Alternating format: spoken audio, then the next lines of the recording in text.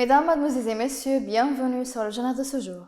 Aujourd'hui, l'Assemblée nationale a tenu sa session officielle à son siège de la ville de Tobruk, dirigée par le président du Parlement, le conseiller Ali Salah, et la présence du deuxième vice-président, M. Ahmed Houma, et un certain nombre de députés de l'Assemblée.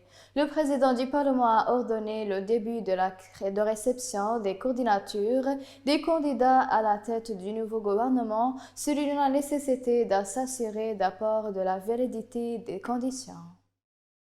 Le président de l'Assemblée nationale, le conseiller Aguila Salah, a rencontré le chef de l'autorité générale des dotations des affaires islamiques ainsi que le chef du comité suprême de l'autorité pour les missions du fatwa. Et à la fin de la réunion, le président de l'Assemblée nationale a été honoré par le président de la commission en signe de gratitude et d'appréciation pour ses efforts considérables au service du pays et des citoyens.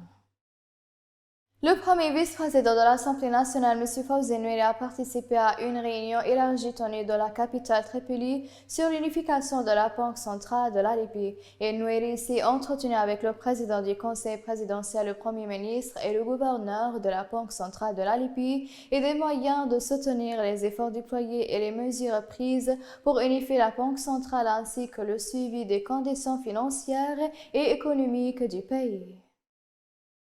Le comité formé pour fixer le cadre juridique qui contribue à la réussite du projet de réconciliation nationale continue de tenir ses réunions périodiques présidées par le vice-président du Conseil présidentiel, M. Abdallah Lafi, et en présence du ministre de la Justice et un certain nombre de spécialistes dans le domaine juridique. Lafi a souligné la poursuite des travaux pour développer des cadres juridiques en communication avec des spécialistes dans les domaines juridiques et constitutionnels, arrivés à un projet de la loi qui garantit le succès du projet global de réconciliation nationale.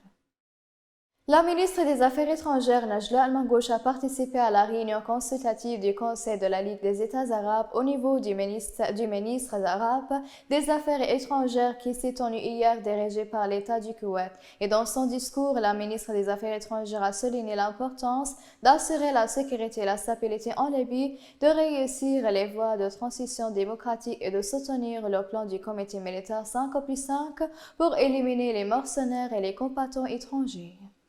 Mesdames et messieurs, la fin des résumés. Merci de m'avoir attiré votre attention et au revoir.